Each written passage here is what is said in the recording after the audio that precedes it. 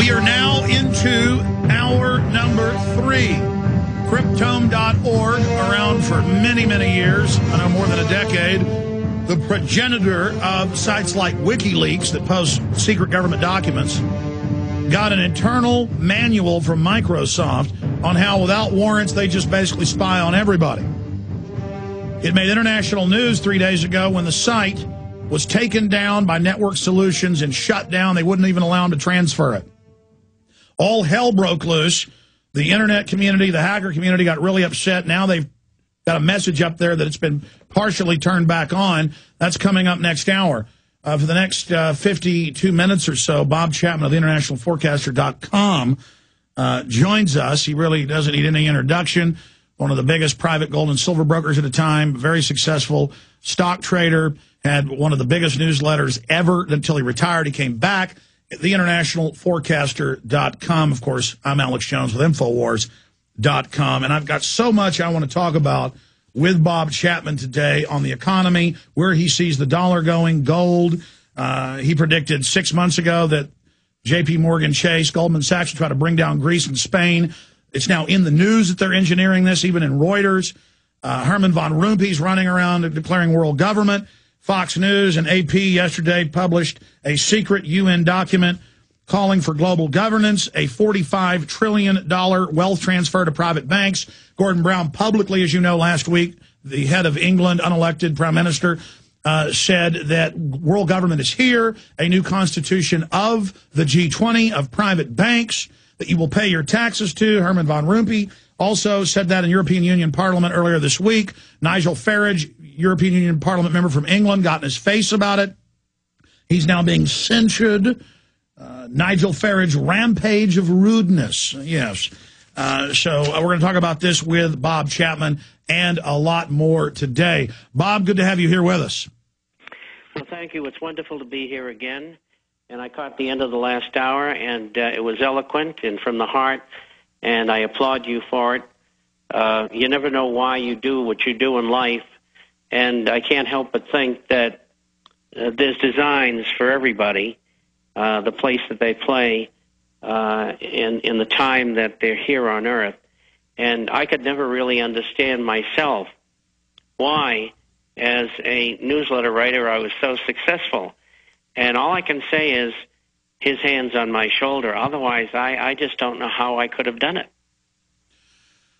Well, they say the universe bends towards justice. And if we'll just stand up against evil, God will do the rest. But it's the simple commitment. It's like a spiritual decision that you make, and then everything else flows from that. Because if you make the right decision in your heart and soul, then you will be guided. And you agree with that statement? That's the explanation.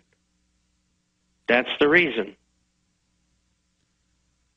Bob, there's so much going on. Let's break down what the global bankers are doing right now, what is transpiring, where the economy's going. The most important info, all the economic numbers, as you know, pouring in, that this depression is now deepening. As you said 2 years ago it would do. It's incredible. Well, I think some of the things you touched on in the introduction to the hour are very salient and important. I think what is going on is that, and I talked about this 4 or 5 months ago on the program, I think they are starting to begin the beginning of the phasing in of allowing deflation within the world economy, never mind the United States, to start getting stronger. And they did that by, for the last 9 months or so, reducing what used to be called M3 from a plus 17.4% down to 3 or 4 or 5%. And that's very important because they're pulling the cookies out of off the table, and the kids can't have them anymore. And, or as they say in Wall Street, removing the punch bowl. In layman's terms, over $50 trillion globally that private central banks have stolen from their governments that have been given to them, and now they're just cutting the money off to the people and hoarding it all for themselves. I think that's a fair statement, and that's borne out by the drop in loans to small companies, medium-sized companies, and individuals of about 27%. And the money that they have on deposit with the Fed. The loans they get from the Fed are back at the Fed getting more money than what they paid for them, and so that's a taxpayer subsidy. And that money could get monetized during this process over the next couple of years. And if you remember, I said I thought perhaps by the end of the year, or certainly by the end of next year, there could be a large meeting of countries, like the Smithsonian meeting of the 70s and the Plaza Accord of 85 and the Louvre Accord of 87. And they would revalue and devalue currencies. They would have a debt settlement. They would try to form an international trading unit. And you said all of that a year ago. You said that months ago. And now, 3 weeks ago, 2.5 weeks ago, Australian headline, 24 top central bankers meet in secret, I guess, to make the real decisions. Then they'll have public rollouts later next month in Canada. I mean, are you saying it looks like they've now made their decision?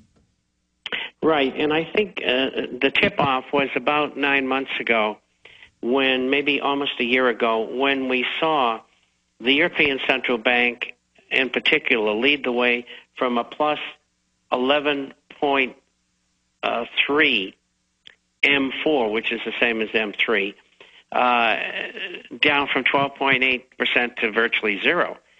And in fact, it's below zero right now, a wee bit. And that was followed by the United States and Great Britain. And so what they're doing is they're removing a lot of capital from the system. And the only reason you would do that is twofold. Number one, if you thought there was going to be hyperinflation, you'd do that. Or you want to bring the system down. And I think they're in the process of taking the system down. And one of the things I've noticed here, and I'll get into how they are going to proceed, one of the things I noticed is the method that they've taken by taking out Greece as an example.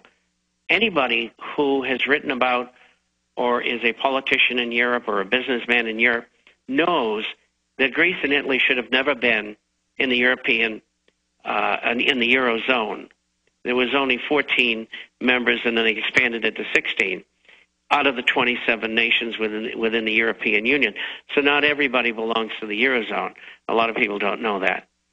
And so I think they have now plucked Greece out as the example, because I mentioned in my last issue, which came out on Wednesday, there's 16 countries that are bankrupt. And I think they're going to herd them all toward the edge. And then I think they're going to have this meeting I speak of. And I don't know exactly when it's going to be, but it could be anywhere between October and the end of next year. And the reason I say October is, if they were smart, what they would do would be to have a financial crisis in October so that they could shut down markets, at least temporarily, and not have an election in November in the United States. And the reason why is all the people who are in the House and the Senate who have been paid off by these illuminists behind the throne, so to speak, they're all going to get kicked out of office, because you've seen the polls. I mean, they're dreadful. I mean, the people want everybody out, practically. And so if they were smart, they wouldn't have an election. It would be temporarily put off, probably for 2 years. All right, I want you to keep walking through this, Bob, but let me throw some things in here that back up what you said 7-8 months ago, that embassies were getting rid of their dollar stocks and moving to other currencies and gold. We see that being set up. Citibank, over the weekend, and it was confirmed on Monday, we went to Citibank's website, the feds told them to get ready to hold funds for 7 days so they can then devalue and hold your money throughout that period. And now all the other big banks are announcing that the same thing is being prepared. And suddenly Von Rumpe, Brown, and all these key globalists, and of all of them, the real leader of the New World Order right now is Gordon Brown, because England's the kingpin in this, for those that don't know. He said last Friday in a speech, the New World Order is here, global government is here, we're going to have a global constitution by the banks, we're taking over the planet. We played that on Monday. So they clearly, again, bring in the crises, offer the next big solution. And I agree with you, they're certainly looking at doing this. I want to walk through how you think they will do it, but first, is there any way to stop them? And your comments on why they're crowing about this.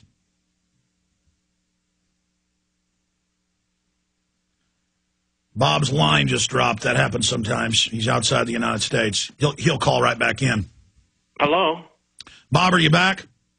I can hear you. Yeah, your line dropped, or our connection to Genesis blocked. They're in Minnesota. You're outside the country. I'm in Austin. Did you hear my question?